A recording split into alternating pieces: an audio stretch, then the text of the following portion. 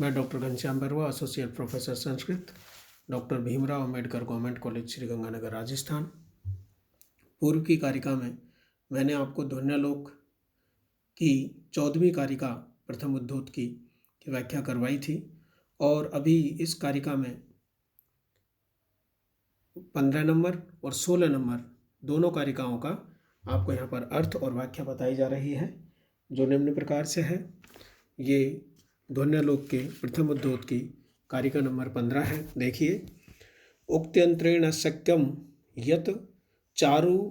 यत तत् चारुत्वं प्रकाशयन् शब्दो व्यंजकतां विभ्रदय ध्वनि रुक्ते विषयैर्भवेत्। यहाँ पर विषय ये चल रहा है कि ध्वनि विरोधी जो एक मत है, जिन्होंने कहा कि ध्वनि का लक्षण या ध्वनि की समानता भक्ति से, अर्थात भक्ति का तात्पर्य यहाँ पर लक्षणा से है, लक्षणा से हो सकती है, उसका खंडन करते हुए आनंदवर्धन ने कहा है कि दोनों के मूल रूप में ही भेद है, अर्थात ध्वनि का कभी भी लक्षणा स्वरूप नहीं हो सकती या ध्वनि का कभी भी लक्षणा भेद नहीं हो सकती। उसी को आगे वृद्धि करते हुए आनंदवर्धन ने कहा है कि उक्ति अंतरेण अशक्यम यत तत् चारुत्वं प्रकाशयन् शब्दो व्यंजकतां विभ्रदय ध्वनि रुक्ते विषय भवेत्। उक्त्यंतरेण, देखिए उक्त्यंतरेण का तात्पर्य है दूसरी उक्ति। यत तत् चारुत्वम, जिस चारुत्व को, चारुत्व का तात्पर्य यहाँ पर यह है व्यंजना का व्यापार या व्यंजना का विषय, जिस व्यंजना के व्यापार को, जिस व्यंजना के विषय को उक्त्यंतरेण, उक्त्यंतरेण यानी दूसरी उक्ति के माध्यम से अशक्यम यानी कि अभिव्यक्त नहीं किया जा सकता, प्रकाशित नहीं किया जा सकता, जिस चारुत्व को, जो कि व्यंजना का विषय है, उस चारुत्व को व्यंजना से भिन्न किसी दूसरी उक्ति के द्वारा प्रकाशित नहीं किया जा सकता। और चारुत्वम प्रकाशयन्, उस चारुत्व को प्रकाशित करने वाला शब्द है व्यंजकतां विभ्रतः, उस चारुत्व को प्रकाशित करने वाला शब्द ही व्यंजना का व्यापार होता है। शब्द है व्यंजकतां विभ्रतः, शब्द है व्यंजकतां विभ्रतः, उस चारुत्व को प्राप्त करने वाला शब्द ही व्यंजना का विषय होता है। और ध्वनिर उक्ते विषयी भवेत्, और वही जो शब्द है वही ध्वनि का विषय कहा जा सकता है। ये 4 चरणों में इसको इस प्रकार से समझेंगे। देखिए कि किसी अन्य उक्ति के द्वारा उस चारुत्व को प्रकाशित नहीं किया जा सकता। अन्य उक्ति का तात्पर्य है कि व्यंजना के व्यापार से भिन्न। और चारुत्वम प्रकाशयन्, और उस चारुत्व को प्रकाशित करने वाला व्यंजकतां शब्द है विभ्रदः, प्रकाशित करने वाला शब्द ही व्यंजकता को धारण करता है, अर्थात व्यंजना का विषय बनता है। ध्वनि रुक्ते विषय भवेत्, वही शब्द ध्वनि का विषय बनता है। अब देखिए, न च उदाहरते विषये नोक्त्यंतर अशक्य चारुत्व व्यक्ति हेतु शब्द है। अर्थात इस प्रकार से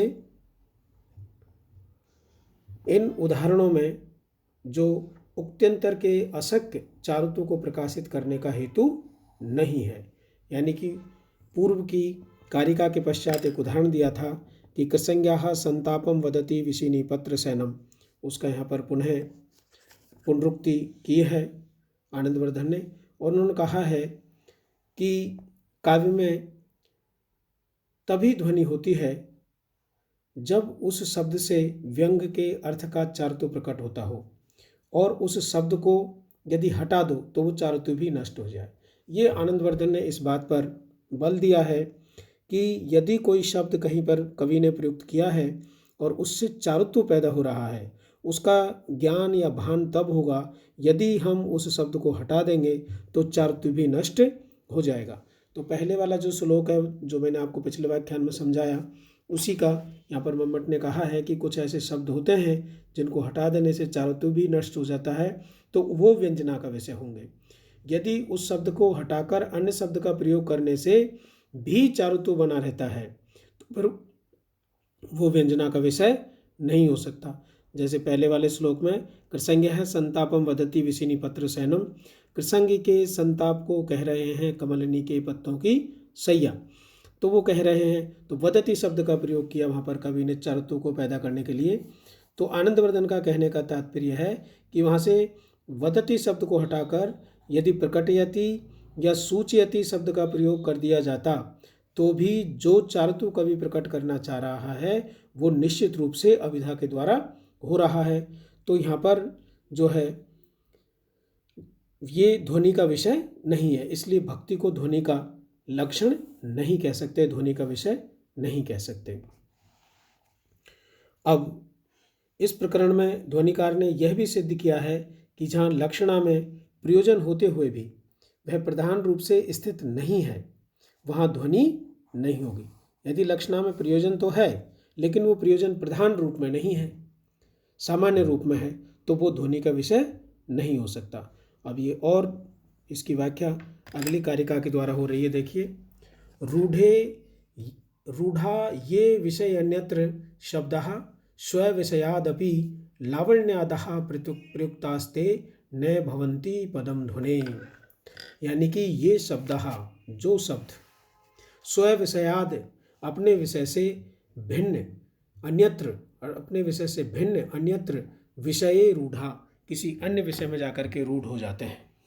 ये शब्द, जो शब्द स्वविषयाद अपने विषय से भिन्न किसी अन्य विषय में जाकर के रूढ़ हो जाते हैं। अब उदाहरण से समझेंगे। देखिए, कौन से ऐसे शब्द हैं जिन्होंने अपने विषय को त्याग करके, अपने अर्थ को त्याग करके किसी अन्य अर्थ में, किसी अन्य विषय में जाकर के रूढ़ हो गए। उनके बारे में, उनके विषय में आनंदवर्धन यहाँ बता रहे हैं कि कुछ काव्यशास्त्र में ऐसे शब्द हैं, ये शब्द, जो शब्द स्वविषयाद अपि अपने विषय से भिन्न भी विषय अन्यत्र, अन्यत्र यानी दूसरे विषय में जाकर के रूढ़ हो गए, यानी किसी दूसरे अपने विषय से भिन्न विषयांतर की वो बात करने लग गए या उसका अर्थ प्रकट करने लगे। ऐसे शब्द लावण्याद्या प्रयुक्तास्ते न भवन्ति पदम ध्वने। ऐसे लावण्य आदि शब्द है जो प्रयुक्त हो रहे हैं। अब देखिए, लावण्य आदि, लावण्य के साथ और भी शब्द, लावण्य आदि ऐसे शब्द है जो अपने मूल अर्थ को छोड़ करके किसी अन्य अर्थ में, अपने मूल विषय को छोड़ करके, अपने मुख्य अर्थ को छोड़ करके किसी अन्य अर्थ में जाकर के रूढ़ हो गए हैं। ऐसे लावण्य आदि बहुत से शब्द हैं। तो न भवन्ति पदम ध्वने, इस प्रकार के शब्द, इस प्रकार के पद कभी भी ध्वनि का विषय नहीं बन सकते। अब इसको समझने के लिए थोड़ा सा अलंकार शास्त्रियों के द्वारा लक्षणा के विषय में क्या कहा गया है उसको थोड़ा समझ लेते हैं। देखिए, अलंकार शास्त्रियों ने लक्षणा से दो भेद किए हैं, एक तो रूढ़ि लक्षणा और एक प्रयोजनवती लक्षणा। रूढ़ि लक्षणा में भक्ति होती है, अर्थात लक्षणा तो रहती है, चूँकि वो लक्षणा का भेद है इसलिए लक्षणा उसमें रहती है, परंतु रूढ़ि लक्षणा में प्रयोजन नहीं होता, इसलिए इसमें प्रयोजन रूप व्यंग अर्थ का नितांत अभाव होता है। तो यहाँ तो कभी भी ध्वनि का विषय नहीं हो सकती या ध्वनि का लक्षण नहीं हो सकती। रूढ़ि लक्षणा तो कभी भी ध्वनि का विषय नहीं हो सकती। देखिए, प्रयोजनवती लक्षणा में क्या होता है? प्रयोजनवती लक्षणा में प्रयोजन व्यंग तो होता है, परंतु उसकी प्रतीति लक्षणा से नहीं अपितु व्यंजना से होती है। तो इसलिए ये भी लक्षणा का विषय नहीं है। यहाँ दोनों का विषय भिन्न हो गया, लक्षणा का विषय अलग है और व्यंजना का विषय अलग है। ये अलंकार शास्त्रियों ने कहा था कि यदि प्रयोजनवती लक्षणा में यदि प्रयोजन की प्रतीति होती है तो वो लक्षणा का विषय नहीं है, वो व्यंजना के व्यापार का विषय है। अब आनंदवर्धन ने इस विषय में क्या कहा गया? ये आनंदवर्धन से पूर्व अलंकारिकों ने कहा था, आनंदवर्धन ने क्या कहा? देखिए, ध्वनिकार ने यह प्रतिपादित किया है कि प्रयोजनवती लक्षणा में ध्वनि हो सकती है और नहीं भी हो सकती। इन्होंने दोनों बात मानी है। आलंकारिक जो है वो प्रयोजनवती लक्षणा में ध्वनि मानते हैं, लेकिन वो व्यंजना का व्यापार है। और आनंदवर्धन एक कदम आगे बढ़ करके कह रहे हैं कि प्रयोजनवती लक्षणा में ध्वनि हो भी सकती है और ध्वनि नहीं भी हो सकती, परंतु यदि वह प्रधान नहीं है तो वहाँ पर ध्वनि नहीं है। इनका कहने का तात्पर्य यही है कि प्रयोजनवती लक्षणा में जब प्रयोजन प्रधान होगा तो वही ध्वनि का विषय होगा, नहीं तो अपितु सामान्य रूप से प्रयोजनवती लक्षणा में यदि प्रयोजन प्रधान नहीं है तो वो लक्षणा का विषय है, वहाँ पर ध्वनि नहीं है। इसके विपरीत रूढ़ि लक्षणा में प्रयोजन होता ही नहीं और वह कभी भी ध्वनि का विषय नहीं हो सकती।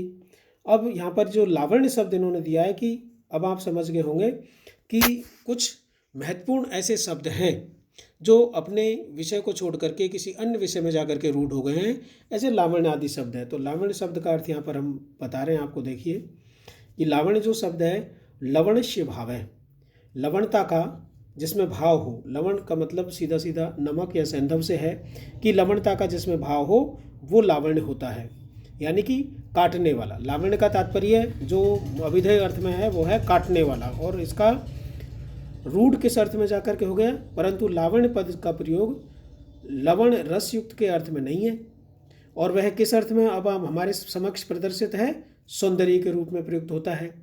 तो इसी अर्थ में वो रूढ़ या प्रसिद्धि को प्राप्त हो चुका है। इस प्रकार के अर्थ बहुत से हैं और इस प्रकार के शब्द भी बहुत से हैं। इस प्रकार के शब्द हैं कुशल, इस प्रकार के शब्द हैं प्रवीण, इस प्रकार के ऐसे शब्द हैं जो मूल अर्थ तो कुशाने लाती थी कुशल है, जो कुशाओं को लेकर के आता है, जो कुशल होता है, और प्रकृष्ट है वीणाम, और वीणा बजाने में जो प्रवीण है उसको प्रवीण कहा जाएगा। लेकिन यहाँ पर प्रत्येक व्यक्ति को प्रवीण, जो कार्य किसी भी कार्य करने में सक्षम है उसको प्रवीण, और किसी भी कार्य को करने में जो सक्षम है उसको कुशल, जबकि कुशान लाती थी कुशल है, ये इसका मूल शब्द अर्थ है इस शब्द का। तो जो मुख्य वाच्य अर्थ को छोड़ करके ये अन्य लक्ष्य अर्थ का कथन करते हैं, इसमें शब्दवृत्ति लक्षणा तो है, ये लक्षणा का विषय तो है जो रूढ़ हो गए, तो रूढ़ी लक्षणा तो इसमें है, परंतु इसमें कोई प्रयोजन नहीं है। तो सीधी सी बात होती है, जब कोई शब्द अपने मूल अर्थ को छोड़ करके किसी अन्य अर्थ में जाकर के विषयांतर में जाकर के रूढ़ हो जाता है, तो वो रूढ़ी लक्षणा का विषय है, वो ध्वनि का विषय नहीं है। और इस प्रकार के लावण्य आदि बहुत से काव्यशास्त्र में शब्द है जो प्रयुक्त होते हैं, न भवंती पदम ध्वनि, वो कभी भी ध्वनि का पद नहीं हो सकते। धन्यवाद।